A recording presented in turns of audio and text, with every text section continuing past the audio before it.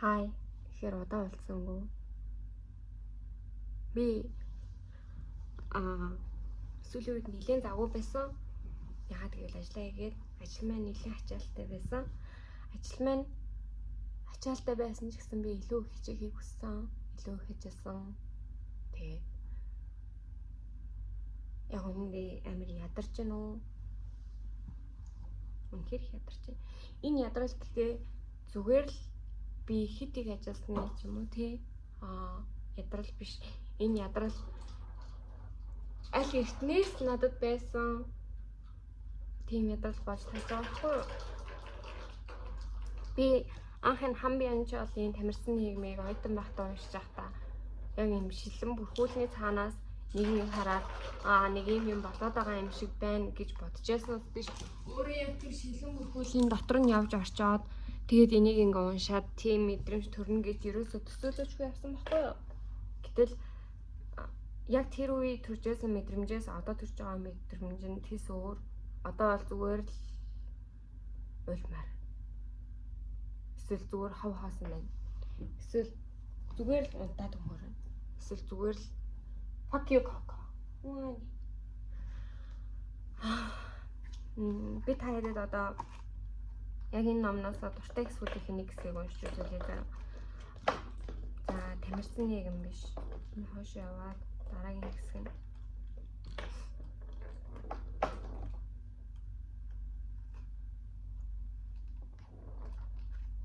За, энэ Бартлийн хэсэг хаана? Ядарлын нийгэм. Яг уртлан байсан байна. Идэвхтэй нийгэм, амжилтын нийгэм, аажмаар сэргээшийн нийгэм болон хуурж байна. Энэ хооронд тархины сэргээш гэсэн сөрөг утгатай үг нейрон нэмэгдүүлэгч гэсэн үгээр орлогдох болжээ. Сэргээш хичээл сэтгэл гаргалгүйгээр амжилтанд хүрэх боломж олгодог. Эдүгээ эрдэмтэд хүртэл ийм төрлийн базин хэрэглээд дэмжих болжээ. Мэс засалж нейрон нэмэгдүүлэгч хэрэглэснээр илүү сайн төвлөрч алдаа ба гаргаж илүү олон хүний аим аврах боломжтой. Тэр байтугай нейрон нэмэгдүүлэгчийн энгийн хэрэглээж хүлээн зөвшөөрөгдөх болов. Хүн шудраг байх ёстой. Хэрвээ спорт сэргээшийг зөвшөөрвөл энэ үйлдвэрлэлийн салбарт аимшиг дуралдаа үүснэ. Гэвч энгийн нэг хориг хүмүүн хийгээд түүний бие махбодыг машин болон хуурхаас сэргийлж чадахгүй. Сэргээш бол энэ үйл явцын ердөө нэг үр дагавар юм. Тийм ч учраас амьд байх гэж ярвигтай үзэгдэл нь өөрөө амьд тулсан үүрэг маш хэцүү чадвар болтлоо жижигэрдэг. Амжилтын болоод идэвхт нийгэм ядрал ба төлөлийг тасралтгүй үйлдвэрлэж байдаг сул талтай. Үгүйсгэлээр дутмаг харин хит их эерэг байдал ноёлсон хорвоо ертөнцийн шин чанар нь ядрал ба туйлдал юм. Ядрал ба туйлдал бол өрөөсийн үгүйсгэлийг шаардаж байдаг дархлааны хариу үйлдэл биш. Харин уг сэтгэл зүйн төлөв хит их эерэг байдлаас үүддэг. Хит их гүйцэтгэл нэмэгдүүлэх сэтгэл зүйн хөгжилд хүргэдэг. Амжилтын нийгэм хит их ядрал нь ганцаардуулах тусгаарлах нөлөөтэй ганцаардлын ядрал юм. Петр Хандке ядралын тухай эсээд үүнийг хуваагч ядрал хэмээн нэрсэн байдаг. Аль хэдийн хоёр хүн нэг нэгнээс ямар нэгэн эсэргүүцэлгүйгээр алсрах болжээ. Бидний биш, миний ядрал, минийх энэ чинийх тэр. Энэхүү хуваагч ядрал хүнийг хэлгүй бас харалган болгодог. Тусгаарлагдсан би хар хорон зайг бүрэн өргөдөг. Хизээж хаанч чамаас болоод би ядарчээ гэж түүнд хэлэхгүй байсан. Ядрах гэх энэ энгийн үгийг би хизээж амнаасаа унгахгүй. Энэ ядрал биднийг хэлгүй болгож сүнсийг мань хүмүүсэн.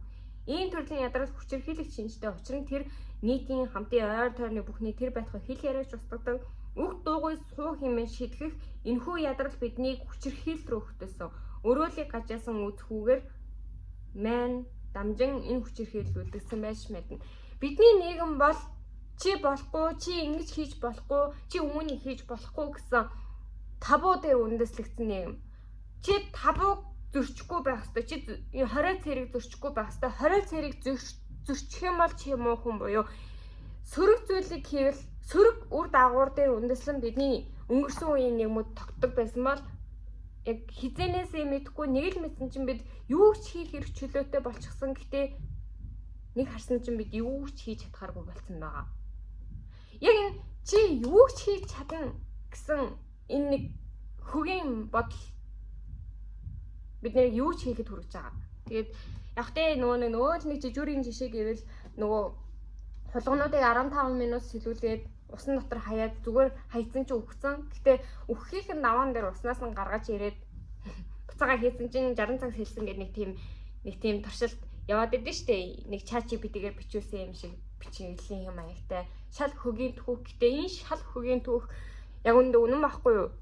Яг үнэ. Яг бидний итгэл найдвар дээр мөн суйрлаж бидний илүү сайхан зүйлд хүрнэ гэсэн яг хизэнээс яаж тархинд минь орсныг мэдгүй ийм хөгийн бодлуудаар бидний өдөр тутмаа өглөө босоод өөрийн ирэхгүй ажиллах, өөрийн ирэхгүй цаашаа хичээхээс өөр аргагүй нөхцөлд хүрэх хамгийн гол нь би хизээж хангалттай биш байна. Би улам сайжрах ёстой гэсэн мөнхийн зовлонгийн энэ тойргийн тамар унгаах тийм нэгэн би болчиход байгаа хгүй. Тэр бол зүгээр л нэг өглөө босоод 9-5 хийх биш. Энэ бол би амжилтанд хүрэх ёстой. Би илүү ихийг олох ёстой. Би илүү их мөнгө олох ёстой. Би илүү хурдан байх ёстой. Би энэ нийгэмдээ дасан зохицох ёстой гэсэн энэ шаардлагуудын улмаас би болж байгаа. Тэгэд энэ бүгдэд дасан зохицоод энэ нийгэм гэдэг тоглоомын учрыг олчих юм бол бид нар илүү сайхан амьдрах боломжтой, сайхан амьдрал хүрэх боломжтой, бид нар мөрөөдөлтөд хүрэх боломжтой гэсэн энэ пропаганда, энэ хит эерэг байдал биднийг асар их ядрааж байгаа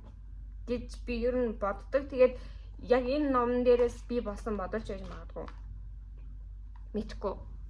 Илүү их мөнгө, илүү их халдар нэр, илүү их мэдхгүй, илүү ямар нэгэн зүйл, илүү ихийг мэдэх хүсэл, илүү ихийг мэдэхгүй л бол би өөрийгөө хизээж хангалтайгаар мэдэрдэггүй тэр мэдрэмжүүд бидний энэ илүү ихийн нийгэм илүү их рүү тэмүүлэх тусам бидний улам их ядрааж эзэж туйлдуулж байгаа бид залуу үеч хөвшин үеч яг энэ нийгмийн хүмүүс зүгээр л үнэхээр их ядарч байна. Тэр ядрал нь зүгээр ингээд бие булгараад унтаад маргааш өглөөс сэрэхэд ингээд зүгээр болцсон байдаг ядрал биш. Энэ ядрал бид нарыг ингээд унтчихад хөтөл зүүдэнд нь орж ирээ сэргийхээс өөр аргагүй болгодог тийм ядрал.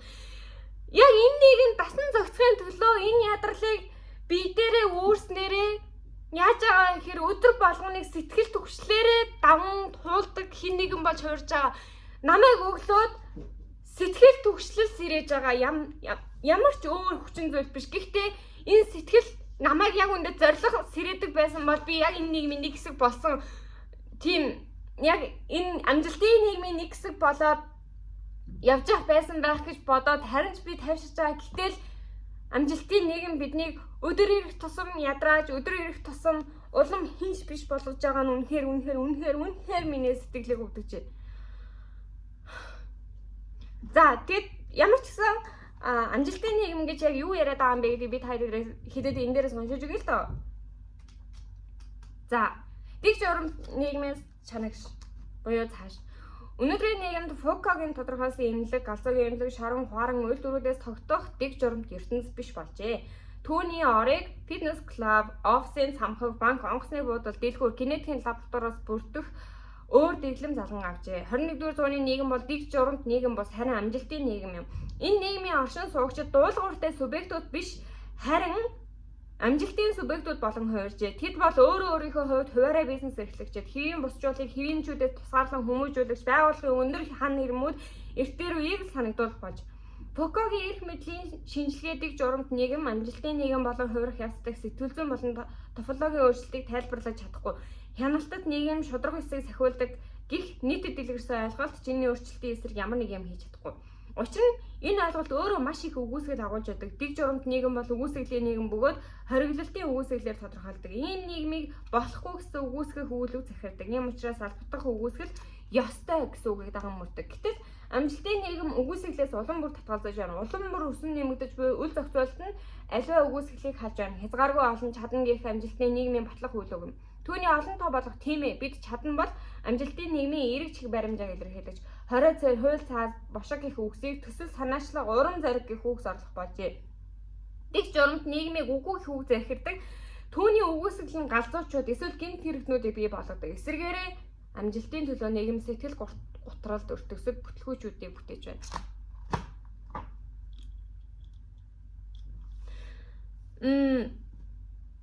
Урам зориг, амжилт, мөнгө, таргасаа гарах, чөтгөрийн таргаас гарах, өөрийн үлээ 9-5-ыг халах, илүү их хичээх, илүү их мөнгө олох, аав ээжигээ сайхан амьдруулах, тэгээ залуу насндаа тэтгэврт гарах. Энэ бидний өдөр тутамдаа сонсдог, өдөр тутамд бидний тархи руу орж ирж байгаа. Энэ үг гэхдээ би энэ үгнүүдийг үнэхээр ямар тэнийг юм бэ гэж боддог ч гэсэн өөрийн эрэхгүй тархи руу минь явж ороод ингээд үрээс хуулгацсан аимшигтай харгас үгнүүд байгаа байхгүй юу? Яагаад ч юм энэ үгнүүдээс болоод ихэндээ босож эхэлдэг. Энэ үгнүүдээс болоод нэрнгээсээ хичээх хэрэгтэй юм шиг санагдана. Гэтэ сүүл рүүгээ энэ яваандаа солигдоод нэрнгээсээ би хичих бол болохгүй мэн гэсэн төгшөөрөөр солигдож байгаа байхгүй юу? Энэ төгшөөрл бидний өглөө сэрүүлгэндээ давхий сэрэх нөхцөлийг бүрдүүлж байгаа. Өмнө нь бол чи ажлаасаа хоцрох юм бол үгүй чи ажлаасаа хоцорч болохгүй. Одоо бол чи өөрөө ирэхгүй босгоос өөр аргагүй. Би маргааш өглөө болохгүй бол миний ирээдүй яах юм бэ? Би ирээдүйд хүрэх ёстой хүсэл мөрөөдөл минь яах юм бэ гэсэн тийм шал өөр дарамт бий болж байгаа. Ер нь бол өмнө нь гаднаас ирдэг байсан дарамт одоо бидний дотроос иддэг дарамт болж хуурсан учраас энэ илүү аимшигтай болж хуурж байгаа байхгүй юу? Тэгээд энийг би ингээд хүмүүс айгүй хөнөөлөж байгаа ч юм уу те гэж бодохгүй л байсан л та. Гэхдээ бүгд сая хэдхэн хоногийн өмнө гарсан viral болсон яг юм chronically онлайн байдаг юм brain rot болсон над мэтийн өт хорхоонуудад зориулсан нэг тийм бичлэг viral болж байгаа хгүй. Тэрний өөр 2007 онд зүгээр л 70 км-ийн цаана байгаа уул руу цасан тал дундуур алхаад явчихсан пингвиний тухай баримтат киноны нэг хэсэг viral болж байгаа сүүлийн үед. Гэхдээ тэрийг хүмүүс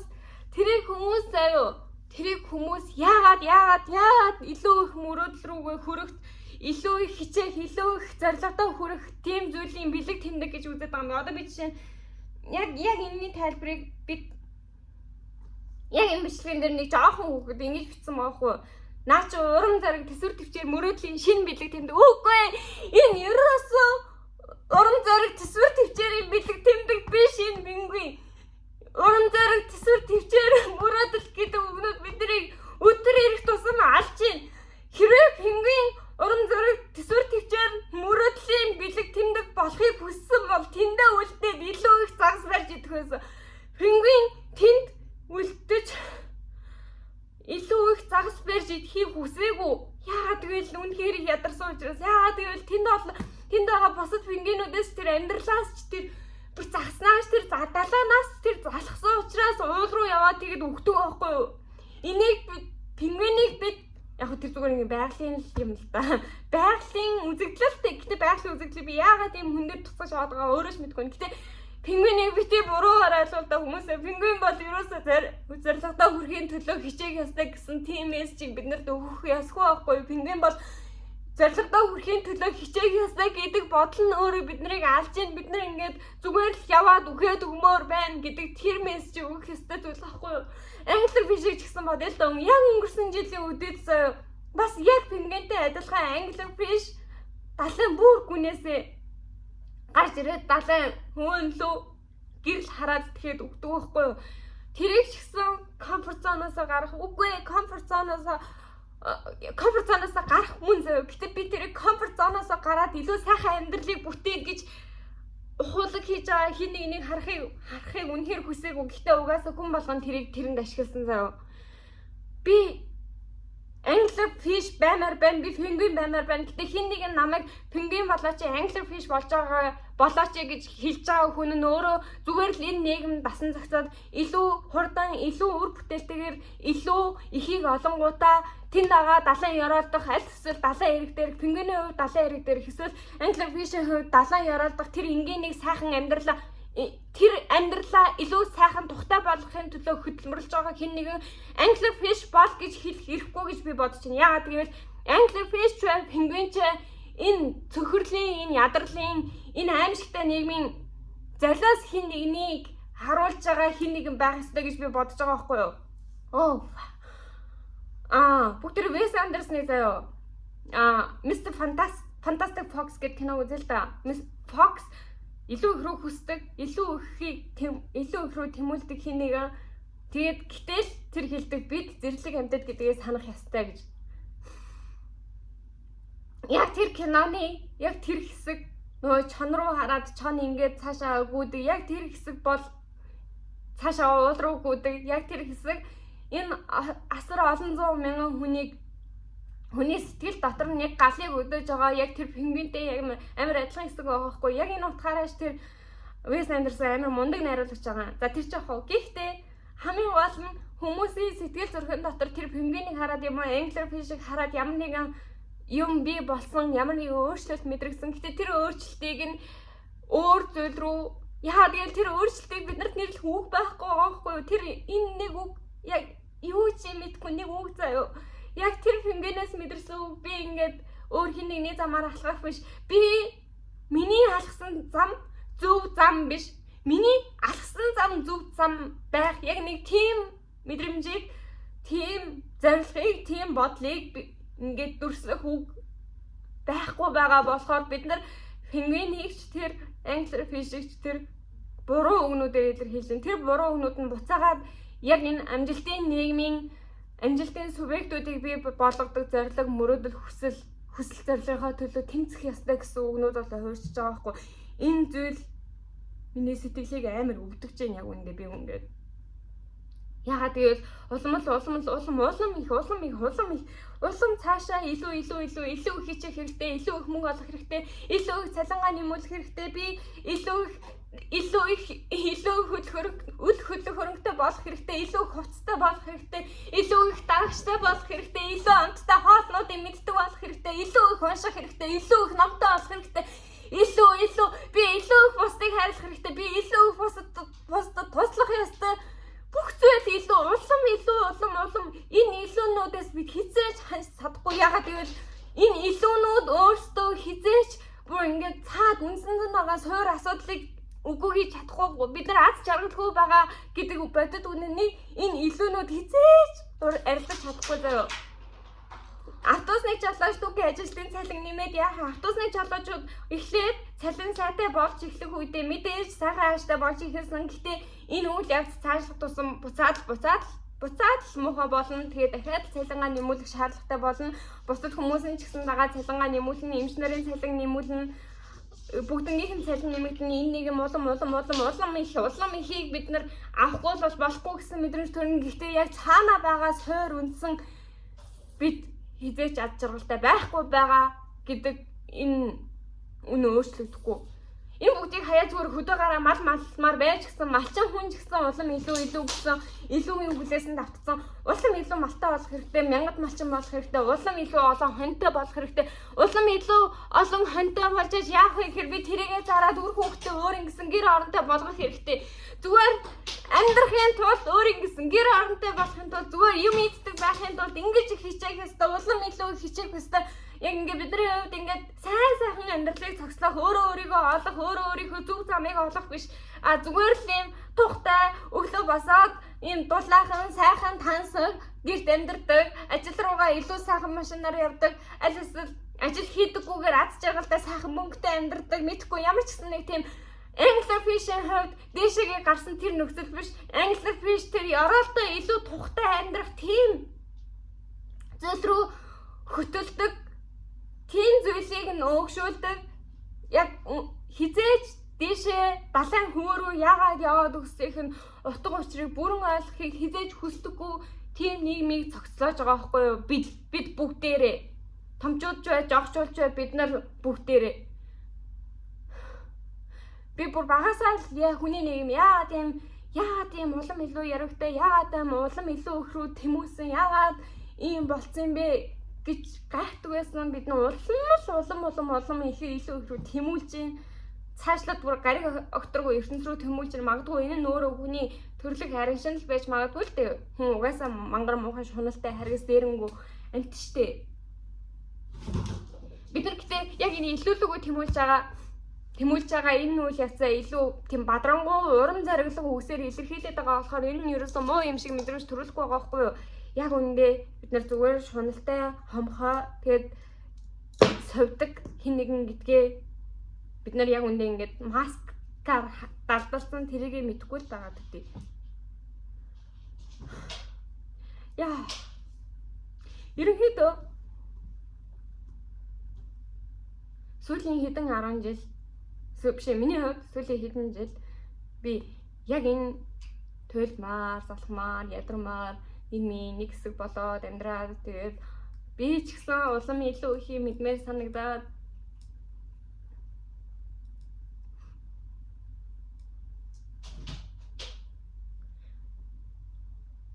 тэгээд 7 хар нүгэл гэж дээ. 7 хар нүгэл яг тэр шашны юм л та. Гэтэ 7 хар нүглийн концепт нь өөрөө айгу үнэн санагдахгүй. Бидний нийгэмд уур бухимдлыг хүлээн зөвшөөрөхгүй харин яг сувдаг зан хамгийн хүлээн зөвшөөрдөг, шунал хоёрыг хамгийн хүлээн зөвшөөрдөг, тачааллыг хамгийн хүлээн зөвшөөрдөг нэг юм шиг санагддаг байхгүй юу? Чи яагаад уурлаад байгаа хүссэн бүхэн чинь хүссэн бүхнээ гараа сунгахад бариад авахаар хэмжээнд байхад гэсэн энэ өгүүлбэр бидний яг үнэндээ хүссэн зүйл маань хүрэхэд хитрхи хол шүү гэдэг үннээс холдуулж өгдөг гэх юм уу? Тэгээ би яг энэ шүлгийг өнгөрсөн хавар биччихсэн байхгүй юу? Энэ шүлэг одоо ч гэсэн миний хувьд амар чухал шүлэг хэвээрээ л байгаа. Чиний миний нийгэм чамд халгүй, надад халтай. Чиний миний нийгэм чи бүтээсэн, надад хамаагүй гэд орхимоорч тайван үлдээхгүй гасалмаар, зугтчихмаар, оргочихмаар, гэхдээ үлдчихмээр, годомжин хөрч унаад хашигчмаар, орондоо ороод өдөржин үсээ зунгаг болтол бөгчихмээр, дэрээ нэвтэртэл уйлчихмаар.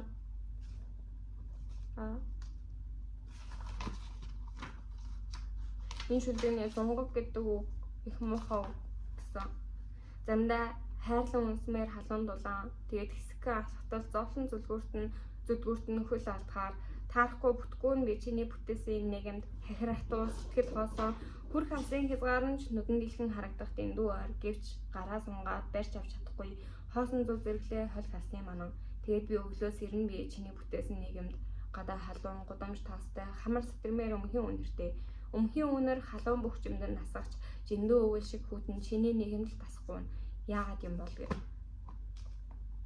Яг сүүлийн яг би имжлэг хийх яг энэ 15-20 минутын crash out яг энэ шүлгийг бичих үе миний бүх мэдрэмж авахгүй юу? Би зүгээр